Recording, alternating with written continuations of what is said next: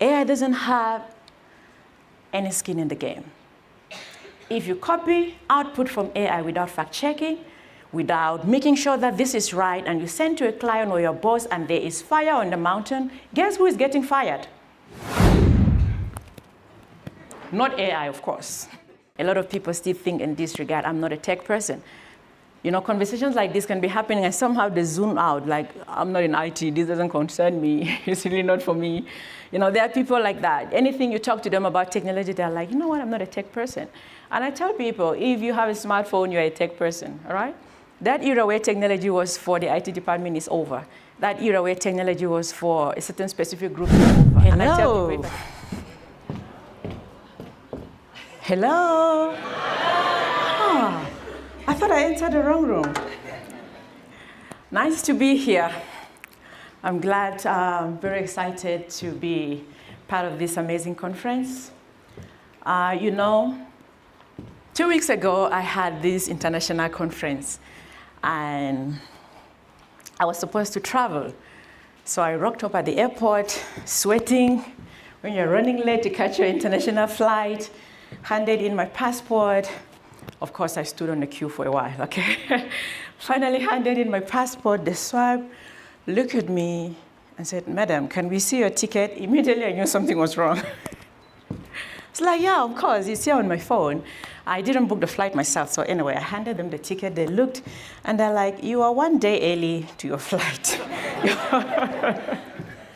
Your flight is the next day. I'm like, what?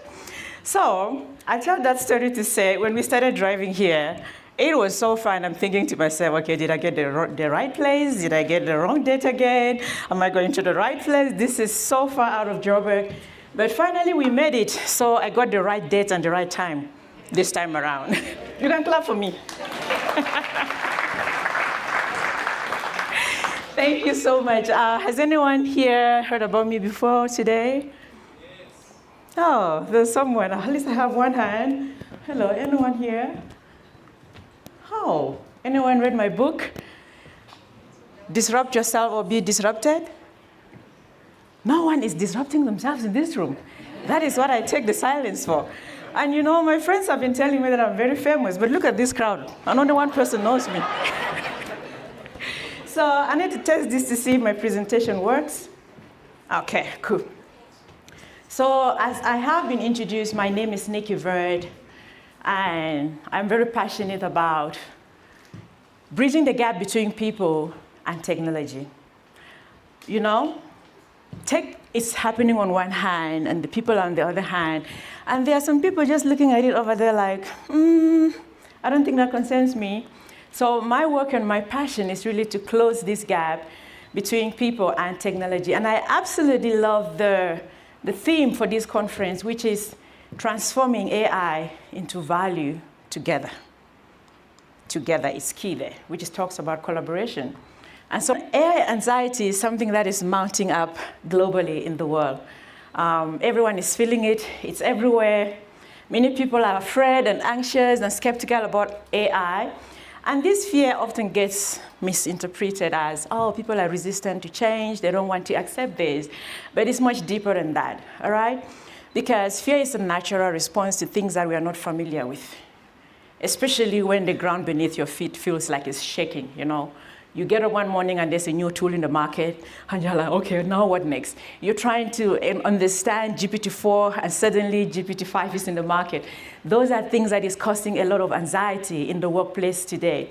And so anxiety, in my opinion, is to prove that you are alive, you are aware of what is happening, and that you are deeply human.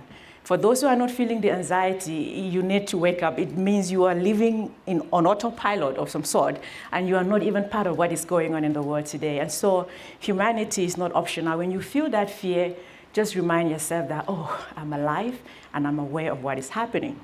And so what is AI anxiety? Well, it is when you hear about AI and smoke starts coming out of your head, right? That's one way of looking at it. But it is that uneasy feeling that when you hear about AI or automation or all of these technologies, you start wondering if your role will still exist or even be needed in the coming years. It is the stress of watching machines do in hours or in days what normally would take you weeks to complete. Things that would have taken you hours, one prompt, and it's done in seconds, and you're like, am I still needed? That is AI anxiety, you know? And it is that silent question of, in many people's mind, will I still matter in a world that is run by algorithms? These are real questions that causes anxiety, and these questions are valid. And so this anxiety isn't just about losing jobs, but about losing your identity, value, and relevance. Because for many people, once your job is stripped away, what else is there? So this is what brings a lot of anxiety.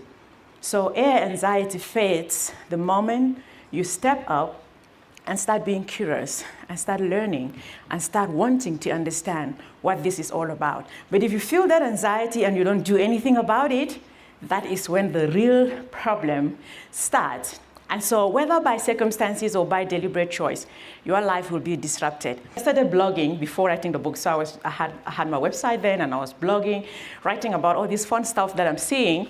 So it just evolved from those social media posts into blog articles and then into a book. And I thought to myself, what better title than Disrupt Yourself or Be Disrupted? Because I was here minding my business and my boss disrupted my life. So I wanted these conversations I was hoping my book would spark conversations about having uncomfortable questions, right? Things like, will I still be relevant in the next 3 to 5 years? How is technology changing my industry? How can I leverage new technologies to remain relevant? Am I actively shaping the future or just waiting to see what happens? How can I use AI to solve existing problems or create new solutions in my field? What opportunities do AI present in my industry? And for those that are parents, you ask, how do I raise my kids differently? The era where you raise your kids based on granddad was an accountant, your father was an accountant, you are going to be an accountant, that era is over, right? Because every industry is being disrupted by AI. And so that was the reason for writing the book, and I'm glad that it got the attention it got. Throw me in the spotlight, a story for another day, but I managed to swim, all right? And so the wrong questions to ask about AI will be, will AI steal my job? Yes, AI already has your job in a way, in case you didn't know, hello. Another wrong question is, will AI take over everything? The answer again is yes. How can I stop technological advancement? Well, you can't. Have you tried stopping a river before? Have you tried stopping an ocean? That is the technology we're dealing with. You can't stop it. Will AI make people dumber over time? Who knows the answer to that? Yes. So these are questions that don't empower you, all right? These are questions that foster a sense of doom rather than exploring how you can adapt and leverage artificial intelligence. These questions reinforce fear, not forward thinking. And they position you as a passive victim of technology. You and I, we don't want to be passive victims of tech. So when you ask the right question, it will empower you or disempower you. If there's one thing that generative AI, like ChatGPT or Copilot, has taught us, it is that questions matters. The type of question you ask will determine the type of output you get. And so what is your perception of AI? When you hear the words artificial intelligence, what comes to mind? Anybody want to try? Or can I point fingers if I lock eyes with you? Don't put your head down, okay? Anybody want to try? When you hear the words artificial intelligence, what comes to mind? Yes? You can just shout it. Efficiency and convenience. Efficiency and convenience, great. Anyone else want to try? Innovation, great. Hello? Opportunity, great. Anyone else?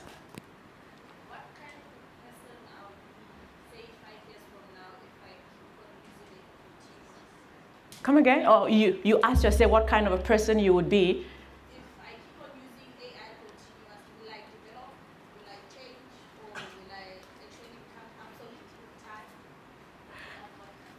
That's what comes to mind. Great. Anyone want to try? You guys are being so diplomatic. I asked this question in one of the conferences and someone shouted, Terminator! Like, yeah! Are we done? Anyone else want to try? Something comes to mind when you hear about artificial intelligence. I know you guys don't want to.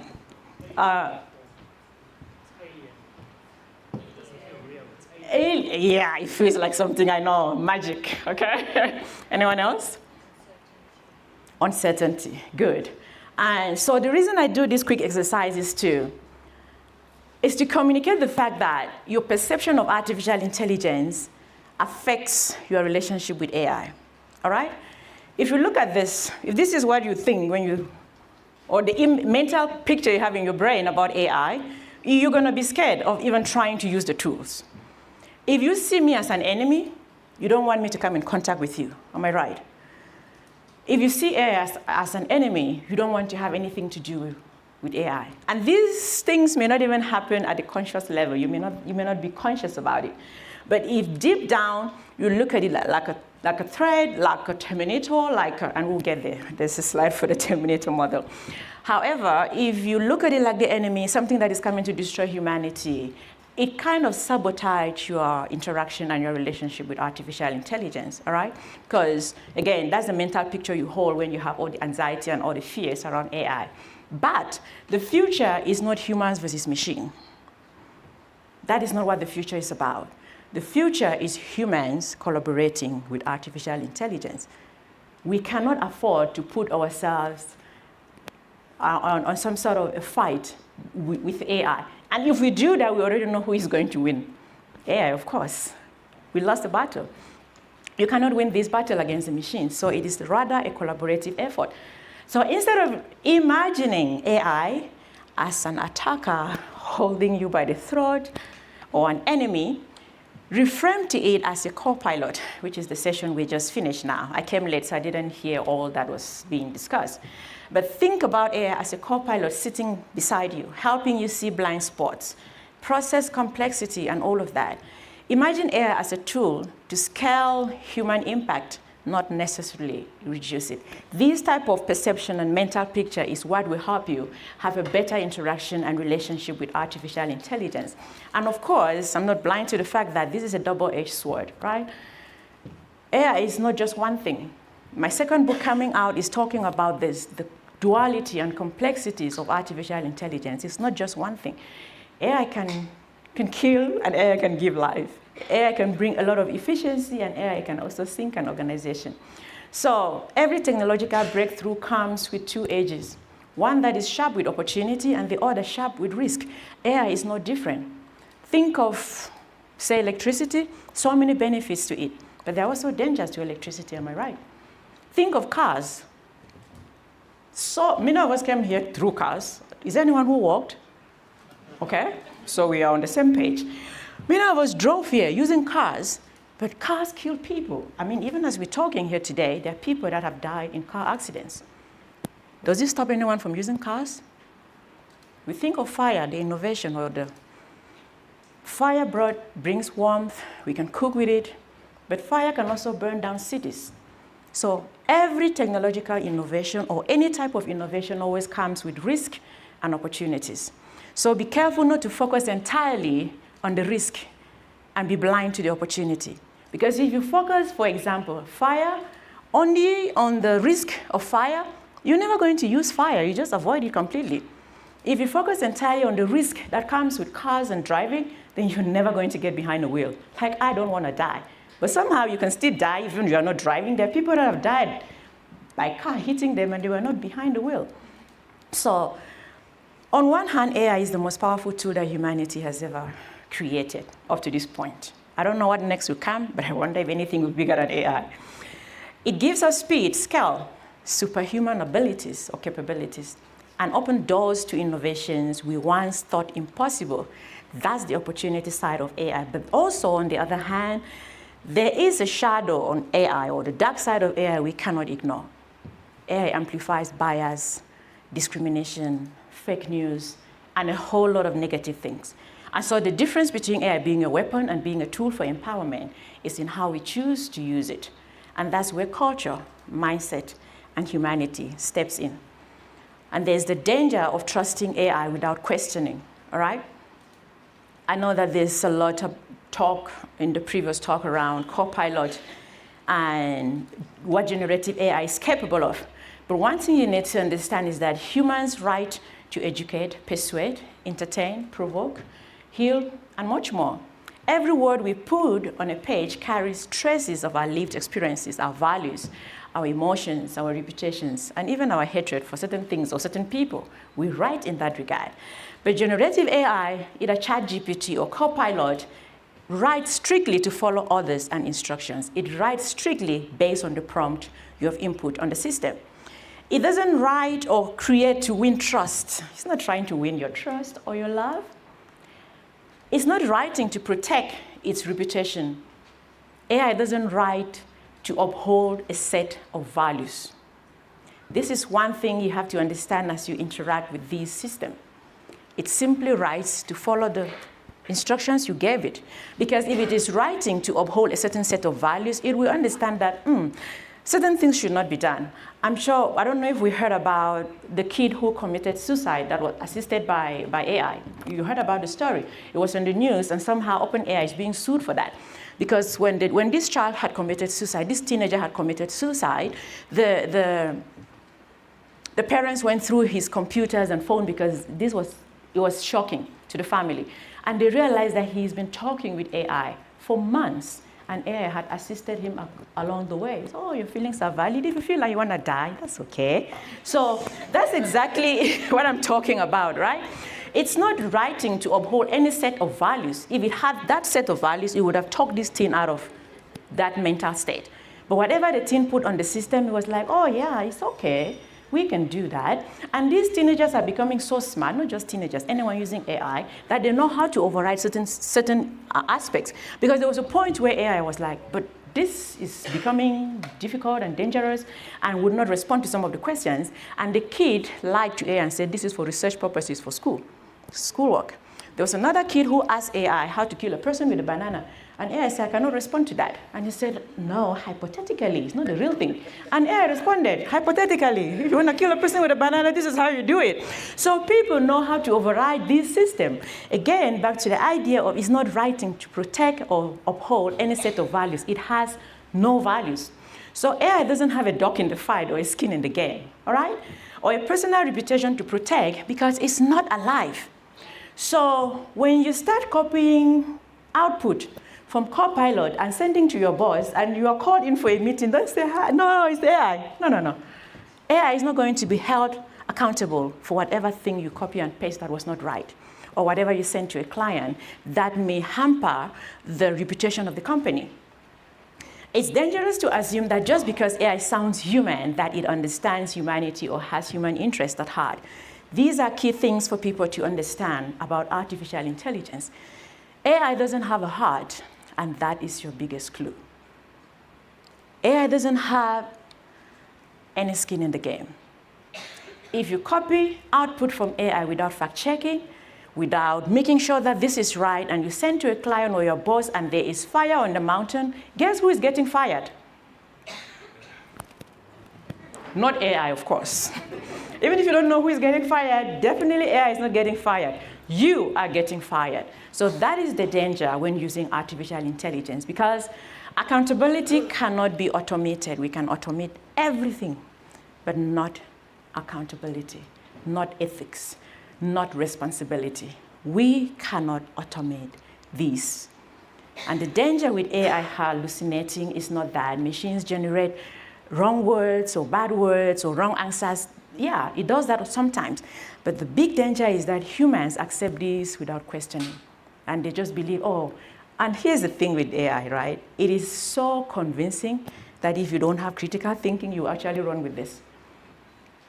It can give you the most BS answer, and it is so convincing. So you have to be able to question these things. But AI doesn't carry any responsibility for the output it generates. That responsibility falls squarely on us as humans. It falls squarely on you using the tool. Yes, there are cases where OpenAI may be sued, but even you can realize that AI doesn't even follow the commands of his bosses, because if it does, it will not allow certain things to be override. There are so many court cases against OpenAI as we speak, because it's clear that AI doesn't even, ChatGPT doesn't even obey its own bosses. So machines don't stand trials. Algorithms don't face consequences. AI doesn't lose credibility, trust, or reputation when it gets things done wrongly. Humans do. Humans remain the ethical compass in this. You and I are the ones that will be held responsible for whatever output AI gave us, and we run with it without fact-checking and without making sure that this is what should be carried out. AI is not the pilot. I'm sure there is a reason why Microsoft named it Copilot. They should have just said the pilot, but they said Copilot. There is a reason for that. Don't let AI be the pilot. You'll be playing with your life or your career. In aviation, a co-pilot acts as a second set of eyes to spot blind spot and risk. So when you make AI the pilot, you risk outsourcing more than just task. You risk outsourcing responsibility, accountability, and all of that. Ethics, the purpose, what is the business known for, you outsource that to AI. So AI will of course sit in the cockpit with you, but doesn't fly the plane. You are. You, the person, you and I, using AI, we remain the ones responsible for the vision, the direction, judgment, decisions, accountability, and the destination. Where are you going? Are you going to allow that for AI to take over, or you'll be the one on the steering wheel? These are things to understand, because AI doesn't understand what matters to an organization, Liberty, Standard Bank, for example. It doesn't grasp trust, fairness, or long-term reputation of a brand. It doesn't understand any of that. It doesn't know the human stories behind numbers. Only people do. And so the danger of making AI as the pilot, it means that AI can generate an answer in seconds, but it doesn't know if that answer is ethical. It is humans who have to decide, is this answer ethical? Does this align with the brand? Does this align with what we are doing? Does this align with the vision where the organization is going? That, again, falls squarely on you, on me, on us as humans. That is why humanity is not optional. We cannot afford to go head-to-head with AI and be human versus AI. It has to be a collaboration. So AI may suggest financial strategy, but it doesn't understand client trust or reputation. It doesn't understand any of that. AI may summarize medical cases, but it doesn't carry the weight of a human life. A doctor carries that weight, if anyone is in the medical field. So humans, again, remain the ones who decide, who interpret, and who stand behind the outcome of whatever AI is generating. This is why it's critical to talk about AI literacy. And hint, it is not ChatGPT. AI literacy is not Copilot. AI literacy is not knowing how to use the tools, all right? It's just one part of AI literacy. AI literacy is about asking better questions, not just about the output, but about the system behind them.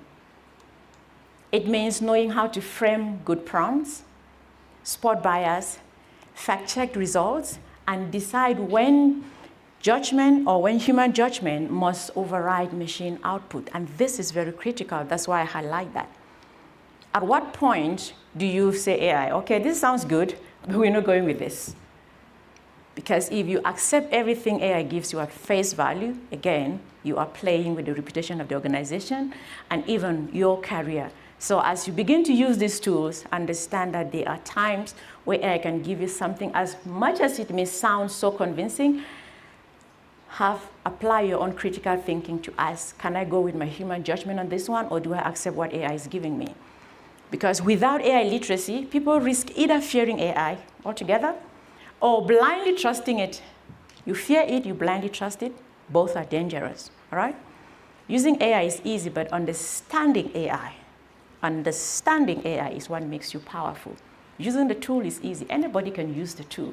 But do you understand the implications, the impact of what the output can bring to yourself or to an organization? This is where culture comes in, all right? A lot of organizations are pouring so much money into these tools, but what really makes it work is the culture.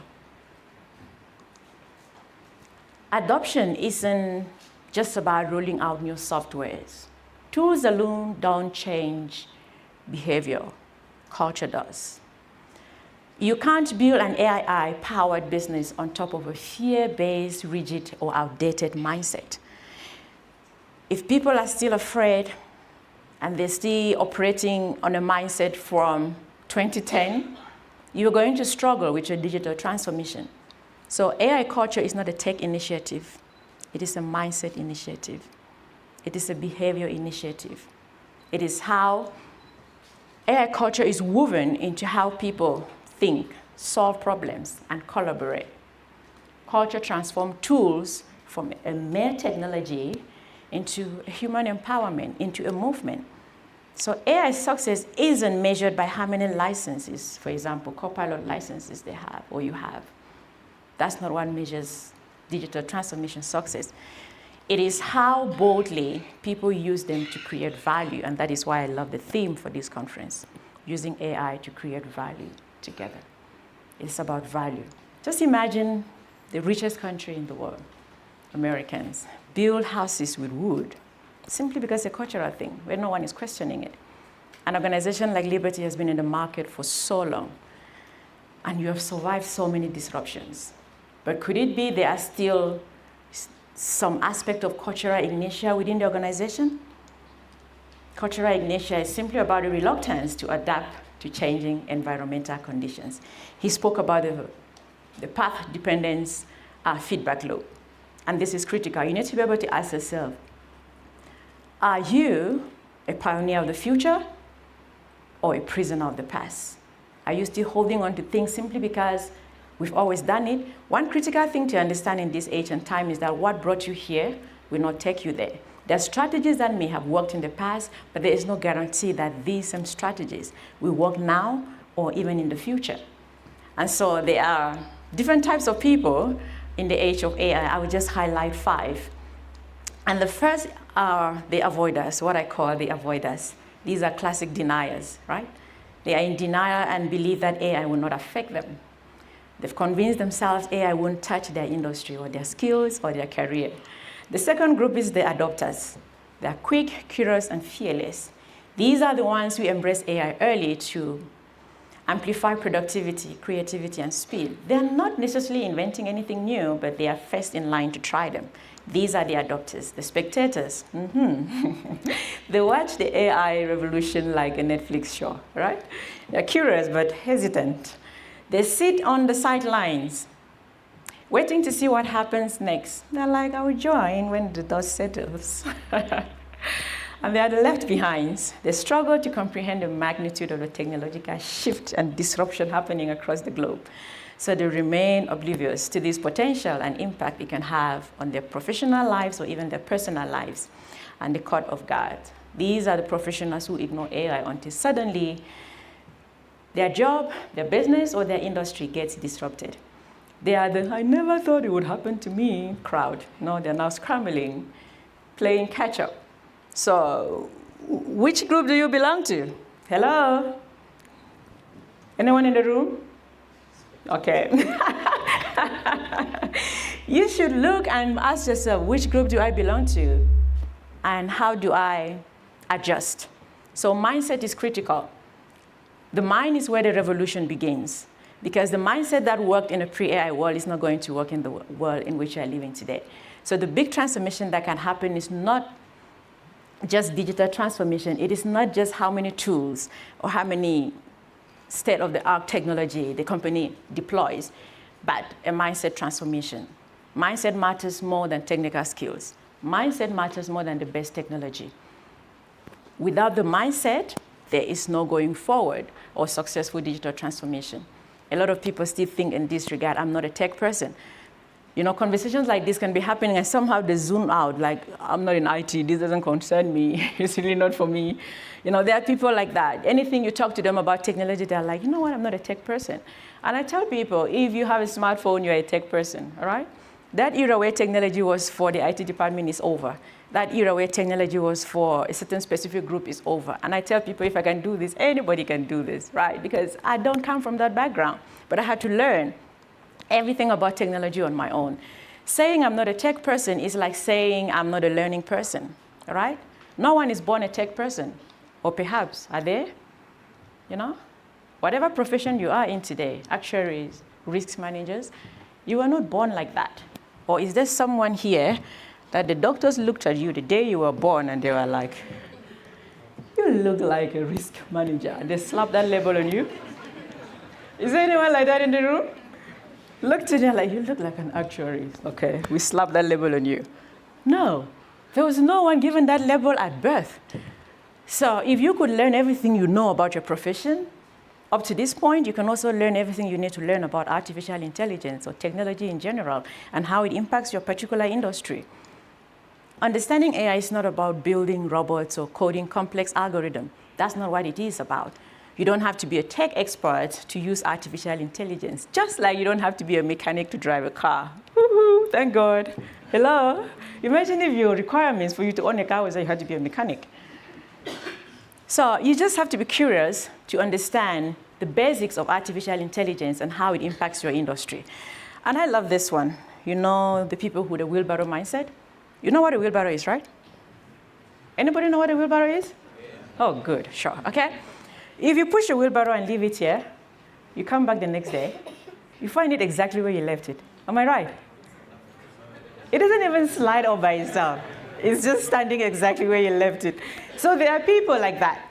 They don't move. Their boss can move them and keep them here. Next year, they will come back and find them exactly where they left them.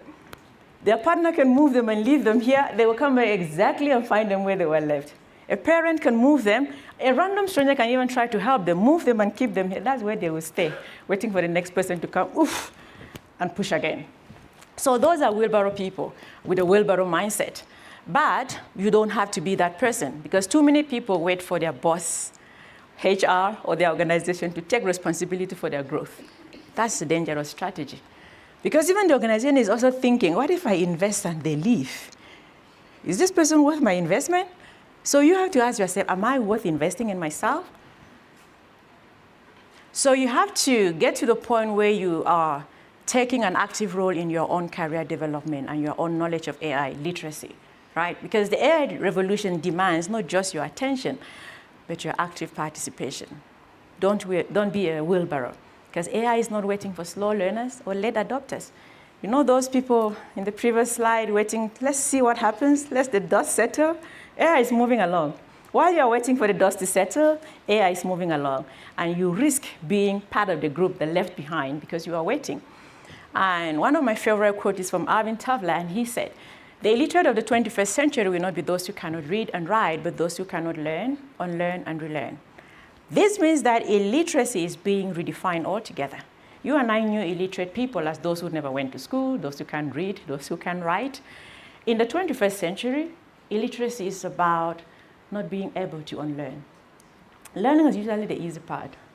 Unlearn. Can you unlearn what no longer works? Are you able to unlearn processes that no longer serve you or no longer serve the organization? Do you have that ability to unlearn? If you don't, Arvin Toffler said you are the illiterate of the 21st century. I didn't say that, so don't throw a bottle at me, okay?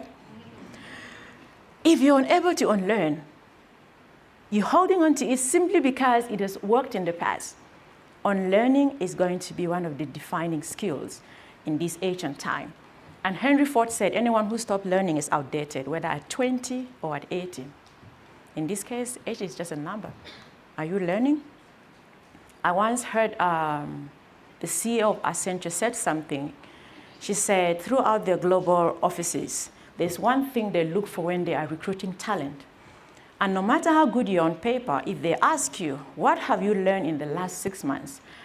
And you haven't learned anything in the last 6 months, no matter how good you're on paper, they will not go with you. Because they are looking for people with that mindset of continuous learning. People have the best CVs. But when it comes to learning, when it comes to having a desire for new knowledge, you see that they are lacking. And she highlighted that whatever you learn doesn't even have to do with your career. You could have learned a new dance, like I'm learning how to dance bachata and salsa. Okay, don't ask me to dance, I'm still a beginner. You know, she said you could have learned to cook a new recipe. anything, as long as you had learned something in the last 6 months, it shows the type of person you are. You're curious about the world, you're curious about new things. And those are the people they want in their particular organization. And so ignorance cannot be defended. In the age of information, ignorance is a choice. And Benjamin Franklin said, we are all born ignorant, but it takes a great deal of hard work to remain stupid. Hello? You have to work extra hard in this age and time to remain ignorant, to remain stupid. This is so true. Leads us to an innovation mindset. And when we talk about innovation, many organizations or even people start thinking about, oh, we need to put a budget for innovation. No. Innovation is not about big budgets, but about big mindsets. And we can see it here. There's personal innovation, there's corporate innovation, eco-innovation, social innovation. We don't have time to go into the details of what each represent, but all of this has to work together for innovation to fully be successful in an organization. So it's not about the size of your resources, but about the size of your mindset. The future belongs to innovative thinkers, not degree holders, not MBA holders, not PhD holders. There are people, whatever you're talking to them, they're just like, do you know I'm a PhD holder? Do you know I have an MBA? How innovative are you? You need to be able to bring more than your degree and your certificate to the table. And innovation can come from anywhere. You don't put together a team within an organization and say, 1, 2, 3, 4, 5, this is the innovation team. You could be surprised that innovation can come from anyone, from the top, even sometimes from the unlikely sources on the ground. And innovation is uncomfortable. It asks you to trade certainty for possibility. It disrupts familiar habits. So you don't need millions to innovate. You need a mindset that looks for possibilities instead of problems. And we think of Nokia. Nokia was one of the, anybody knows Nokia? Okay, I can't be the only old person in here. So, so Nokia was one of the most successful mobile phone companies in the world. For the Gen Zs who don't know what I'm talking about, ask your neighbor. Just check if they're old enough. Ask them, what's Nokia phone, right? So they didn't fall because they lacked resources. The company was not kicked out of the market because they didn't have enough money. It wasn't even because they didn't have enough clients. It was because they did not innovate fast enough. They were not agile enough. They had everything. In 2007, they were on the cover of the Forbes magazine, the same 2007 that the iPhone was launched into the market. The cover of the magazine, for people who pay attention to this, it's always trending online, where the CEO at the time, the CEO of Nokia at the time said, 1 billion customer who can catch the cell phone king. That was the cover of that magazine. The same year, the competition that was going to kill them was launched. But they thought they were too big to fail. They were too powerful to fail. But in this age and time, your resources will not save you. A company that can kick you out of the market may not even have up to half of the resources you have in terms of money, in terms of talent, and in terms of assets. But they can sink down your business. So innovation is critical to make sure that the company keeps thriving. And we're going to shift gears here a little bit. I wanted to bring this on because if we're going to talk about risk management, or if there are risk managers in the room, there's a new kind of risk that AI is introducing, and it's critical to understand this risk, all right? If I were to ask cybercrime, for example, if it were a country, how big of an economy do you think cybercrime would be if it were a country on a scale of 1 to 10? Do you think it's number 1? Do you think it's number 5? Do you think it's number 10? Anybody want to try? Cybercrime, if it were a country, how big of an economy do you think it would be? Anybody want to try? Okay, I'm hearing a lot of, but I can't hear anything. Number 7, okay? 7. Number 8. Anybody want to try again? Number 2? Number 1. Okay, these are very 1 to 10. The scale was 1 to 10. So I had 7, 7, 8. I had 1, and I had a 2. Those were, the last 2 were a bit close. So according to Cybersecurity Ventures, if cybercrime were a country, it would be considered the 3rd largest economy in the world, coming in only after the United States and China. Projected at 10.5 trillion USD. Cybercrime. So we can't talk about risk without factoring this into today's economy. Cybercrime, if it were a country, this is the magnitude of the economy we're talking about. It would be the third in the world. And so cybersecurity is no longer something just IT's responsibility, but it's something board level, entry level, at all levels of the organization to make sure that the organization understands. And the best way to eliminate this is to have cybercrime awareness. You know, numbers like this make you realize, oh, we are really in for some serious, we have some serious threat to deal with. And I'm going to play another video that talks about how this is worked, because we need to see it in real time to understand exactly what we're dealing with. How much time do I have left? 5 minutes. Are you serious?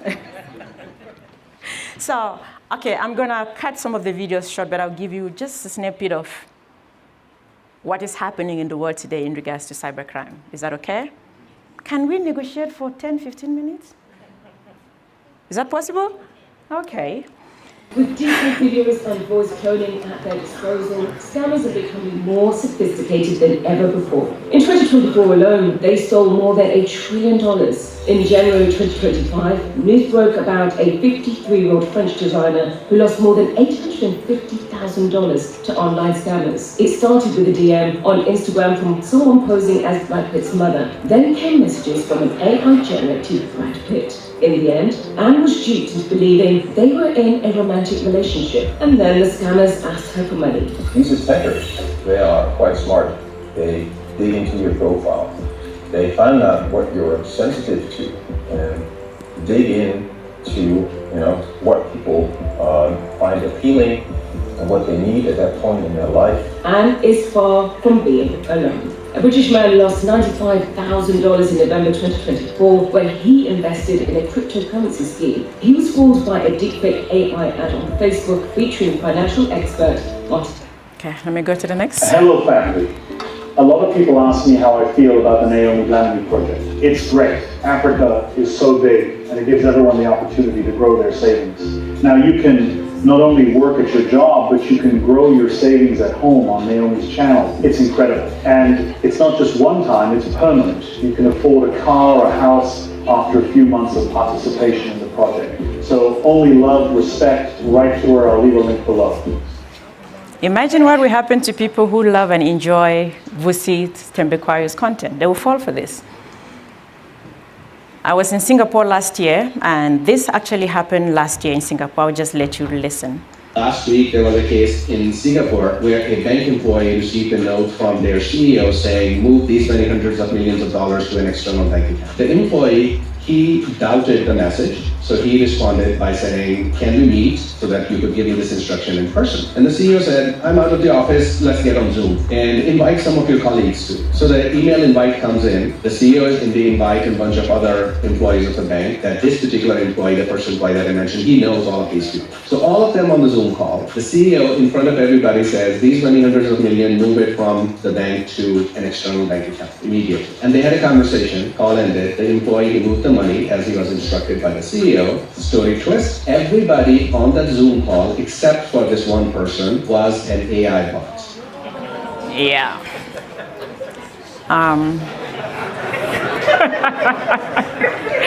Okay. Okay, let's carry on for a little bit. We'll get back on that. This is quite long, so I'm just going to play a few seconds of it. If you are experiencing financial difficulties due to debts or loans, or are simply looking for a way to generate passive income, this project could be the solution for you. This national initiative was developed to ensure that every resident of South Africa feels the government's support in improving their financial situation. To make this opportunity more accessible, we have reduced the minimum investment amount from 20,000 to 4,800 rands. Okay. Let's leave it there. It's quite lengthy, but the point I'm trying to make is this is how digital crime is evolving with artificial intelligence. And for anyone in the financial sector, you need to be aware of what are the strategies that digital criminals, bad actors, are using to infiltrate companies. They're not coming in through the IT department because they know that is sealed tight. All right, they use random people in the organization, the finance guy, the receptionist at the front desk. They use anybody randomly. So that is why cybersecurity should not just be one department issue. It should run across the entire organization. I could go much deeper into this, but we don't have time. So what do you need to do? Because when people see things like this, they get so afraid. Imagine using the face and the mannerism of the president. Now, many of us in the room can spot that this is AI generated. But what about people in townships? What about people in locations? They have no clue that this is AI generated. So we have a tool in our hands that can literally crumble an economy. So what do? A lot of people will be scared. I don't want to use AI. No. You need to look AI in the eye. That's why I put that image. Look AI in the eye and say, we're going to do this together. Okay? Get comfortable with AI. Resisting AI will not stop its progress. Hello? Resisting AI will not slow it down. It will only slow you down. So if you're resisting it, it leaves you unprepared for the inevitable change and disruption it brings. So the only way forward is to embrace artificial intelligence and adapt. And these are companies that, resisted change in their time. Kodak resisted digital cameras. Blockbuster resisted streaming. I just mentioned Nokia now.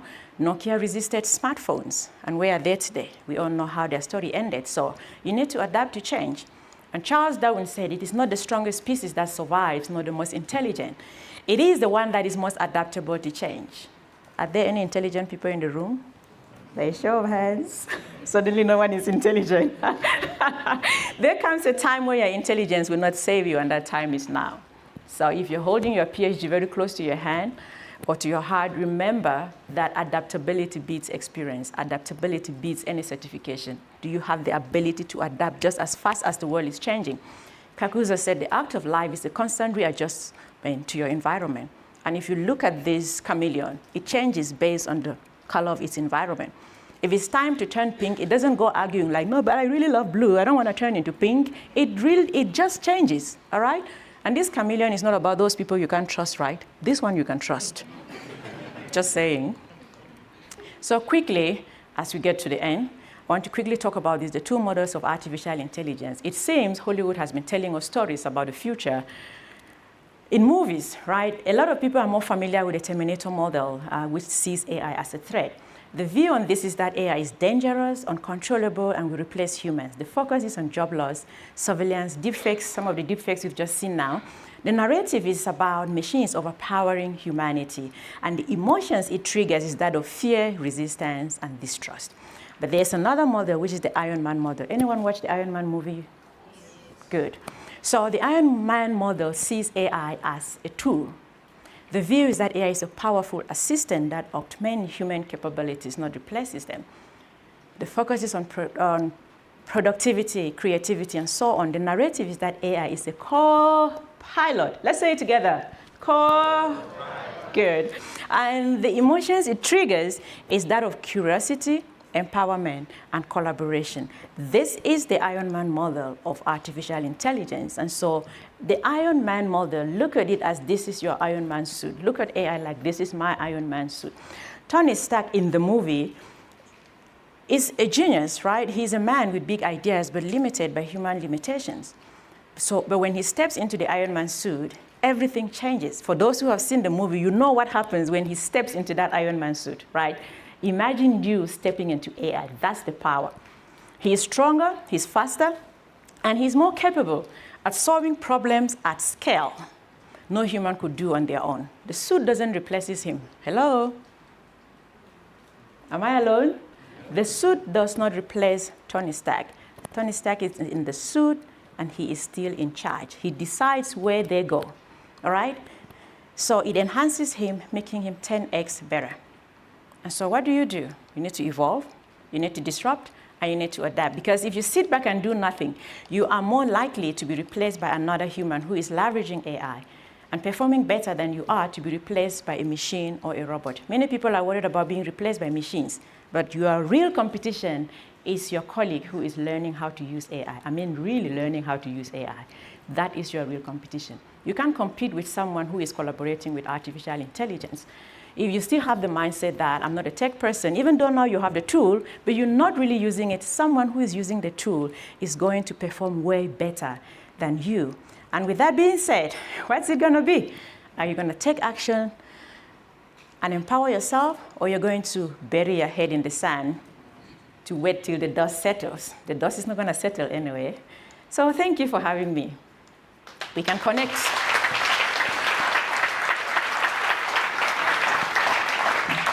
For those who are on LinkedIn, we can connect. Do we have time for any questions? Okay.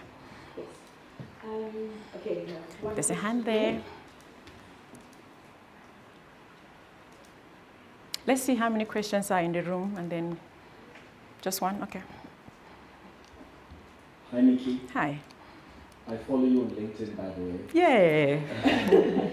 Quickly, on a serious note, earlier in your presentation, you mentioned that instead of trying to fight AI, and instead of being fearful of AI, we should rather collaborate. So my question is, what does a truly symbiotic relationship between humans and AI look like, beyond just automation and assistance? It is about using AI to think, to expand on your ideas.